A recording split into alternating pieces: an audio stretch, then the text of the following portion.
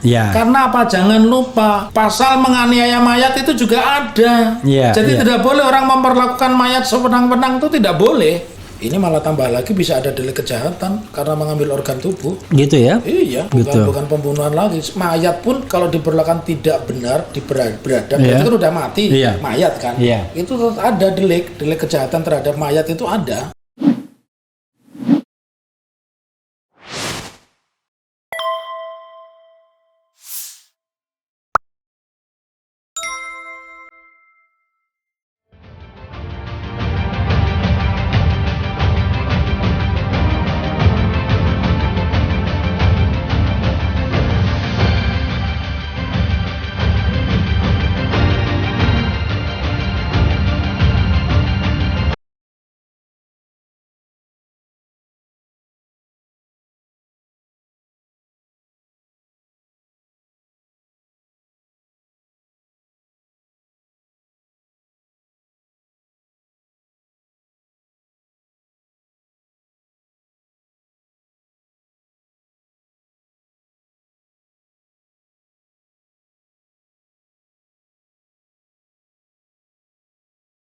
Pak Taufik, ini ada perkembangan baru yang menurut saya agak kicking ya, menentukan untuk melihat cara matinya Brigadir J ini. Itu.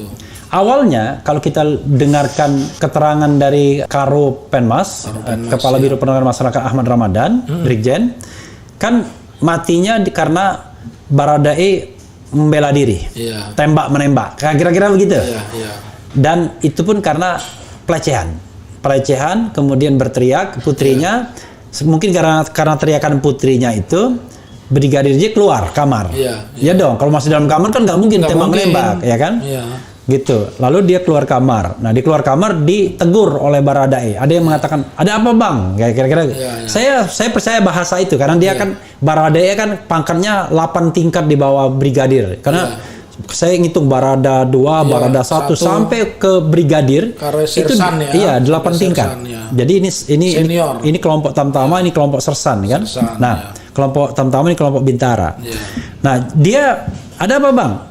Atas pertanyaan itu ditembak dia. Iya, iya. Nah, fortunately ya untungnya nggak kena. untung sekali. Ya, kira-kira gitu. Iya. Nah, cerita lain saya mengatakan dia tidak langsung balas tembak, Iya, iya. tapi dia ke belakang dulu ngokang senjata atau ngambil senjata kita nggak tahu. Iya, iya. Tapi setelah itu baru tembak menembak dan dia mati, Iya, iya. kan tersungkur, ya kan? Iya, iya. Nah, tapi terakhir ini ada perkembangan yang luar biasa, yaitu ternyata kepala belakangnya tuh bolong. Iya, Ya seperti dikatakan Kamarudin di sini juga di kursi Pak Taufik gitu. iya, iya. Jadi bolong dari diperkirakan dia agak atas sedikit. Jarak pendek tembakannya. Ya, atas lalu tembus ke hidung. Makanya kita lihat hidungnya kan dijahit ya kan. Nah, itu disonde katanya. Disonde tembus. Iya. Artinya memang ada peluru yang lewat, ya kan? Iya. Ketika disonde ke arah mata nggak tembus, mentok. Artinya memang nggak ada peluru yang lewat melalui mata karena di bawah mata, kantung mata kan cedera juga. Iya. Pertanyaannya adalah terakhir ini kita dengar klaim yang baru ya yang disampaikan oleh Komnas HAM bahwa setelah tersungkur ditembak. Iya. Ada pertanyaan saya yang menggelitik sesungguhnya.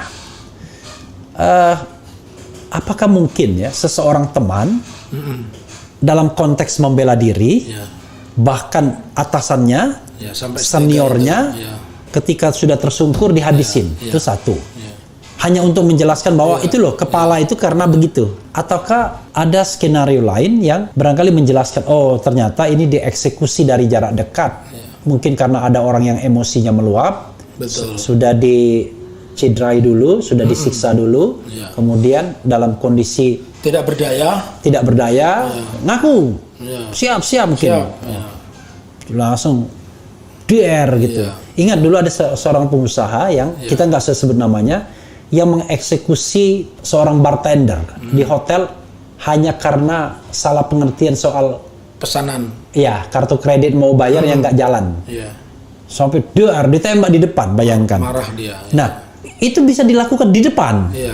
Apalagi kalau di tempat yang tidak di depan. Tidak di depan. Tapi bisa juga di depan orang. Bisa. Nah, terhadap analisis dan fakta. Ini kan ini faktanya kan bolong kepala. Ada 3, fakta, pengakuan, dan analisis. Ya. Silakan Pak Taufik membahas ini, faktanya, Ya. kemudian pengakuan Baradae dan analisisnya. Silakan Pak. Kalau menurut saya, kalau kita mengacu pada pasal 184 tentang alat bukti, 2 itu sudah cukup.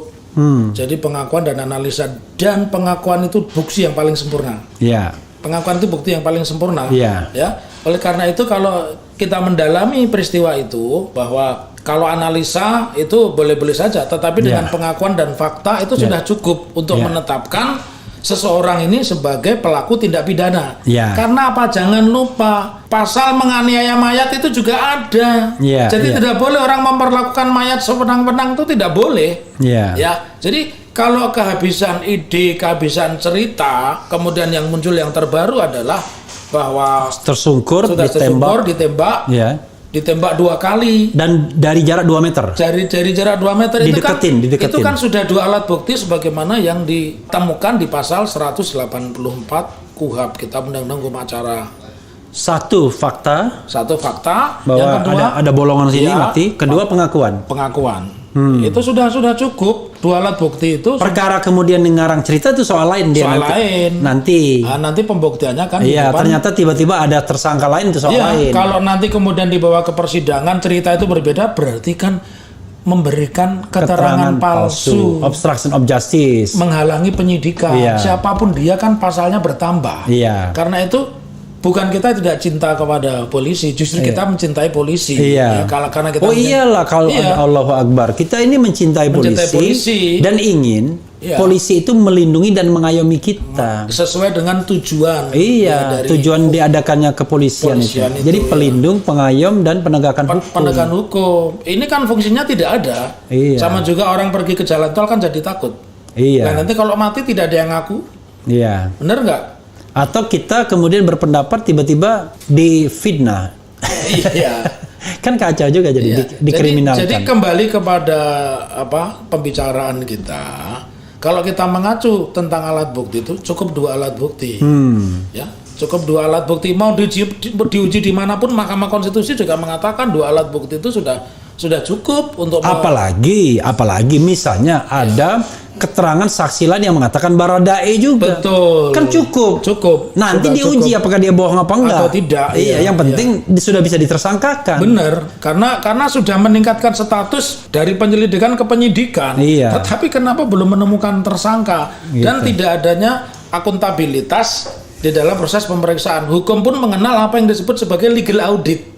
Jadi prosesnya penyidikannya seperti apa? Siapa yang sudah disidik? Namanya siapa? Kemudian pengakuan dalam penyidikan itu apa? Lalu saya yang agak heran, tim khusus itu sebenarnya dia tim penyidikan atau tim supervisi? Nah, itu perlu digarisbawahi. Karena kita nggak ngerti nih sebenarnya kasus ini sedang disidik oleh siapa? Oleh Bareskrim kah? Atau oleh tim khusus itu? Kalau saya sederhana jawabannya, kita tidak mengenal tim khusus. Pokoknya dia oleh polisi lah. Yang pasti penyidik sudah begitu saja. Kalau tidak penyidik dia tidak berhak. Tapi untuk transparansi kan penyidik itu kan harus jelas penyidik Bareskrim kah? Atau penyidik tim khusus? Kalau saya lebih jelas lagi peristiwanya itu seperti apa? Karena ini peristiwa pidana biasa bukan aduan. Kalau aduan bolehlah tidak perlu dipublish. Tetapi ketika peristiwa pidana biasa masyarakat berhak tahu karena tadi masyarakat harus berhak tahu tentang akuntabilitas penyidikan. Yang disidik siapa, pengakuannya seperti apa. Itu yang pertama. Kemudian yang kedua, masyarakat kan harus tercerahkan. Dari peristiwa ini pelakunya siapa sih? Kenapa modusnya sampai sebegitu dahsyatnya meninggalnya begitu? Itu kan perlu diungkap gitu loh. Saya akan beritakan sedikit perkembangan terbaru yang diambil tim RH Channel Beberapa berita yang penting, misalnya petugas yang tes PCR di rumah Sambo tak hadiri pemeriksaan Komnas HAM. Komnas HAM kantongi hasil PCR rombongan Verdi Sambo. Komnas HAM beberkan hasil pemeriksaan ajudan dan ART Irjen Verdi Sambo. Tim khusus pasang pemindai di balkon rumah dinas Irjen Sambo. Nggak tahu mau mindai apa kan.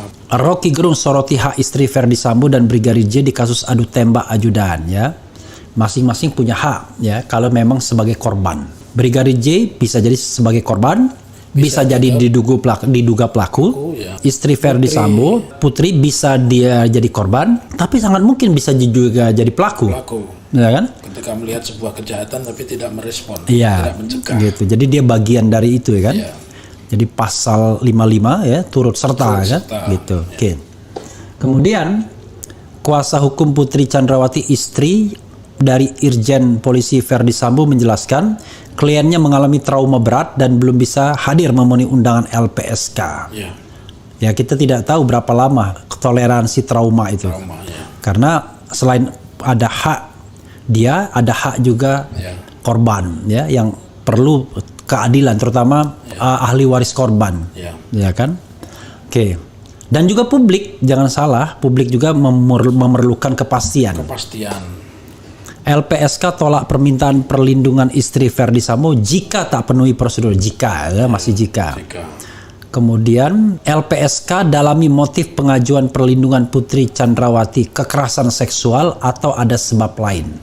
Penting juga ini, ya kan? Betul. Bisa jadi kemudian tiba-tiba dia butuh perlindungan pasca, bukan pas kejadian, pasca kejadian.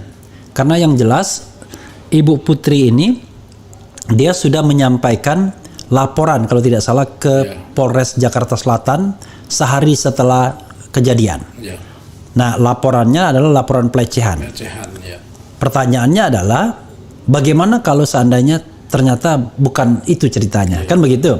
Artinya kan dia bisa tersangkut perkara pidana juga kan? Iya, memberikan keterangan palsu. Iya. Kemudian kuasa hukum dan psikolog pendamping istri Irjen Sambo datang ke LPSK. Jadi yang datang psikolog dan kuasa hukumnya, bukan orang yang bersangkutan ya. Oke, ternyata Brigadir J dan Baradae bukan sekadar ajudan Irjen Verdi Sambo, mereka sama-sama sama-sama tergabung dalam satuan ini. Mereka dari Brimob, ya. Apalagi dalam satu kesatuan. Ya, apalagi masih ada jiwa korsa. Iya. Jiwa korsanya kuat. Masa sudah tersungkur diembat pula ya kan? Seperti dendam sekali dia kan? Oke. Sama abangnya sendiri. Nah, ini ada berita yang ngeri-ngeri sedap juga Pak Taufik. Kuasa hukum sebut pankreas Brigadir Yosua hilang. Kemarin otak ditemukan di dada, sekarang pankreas. Kita tidak tahu ya dalaman-dalaman itu kenapa hilang. Bisa jadi kalau motifnya menghilangkan jejak, walau alam. Ini malah tambah lagi bisa ada delik kejahatan karena mengambil organ tubuh. Gitu ya? Iya, bukan pembunuhan lagi. Mayat pun kalau diperlakukan tidak benar, beradab, itu kan udah mati, mayat kan. Itu tetap ada delik kejahatan terhadap mayat itu ada. Nah, dan makanya Susnodo Aji mengatakan itu yang namanya dokter forensik itu dinonaktifkan aja dia. Jangan-jangan bisa terlibat juga dia. Betul.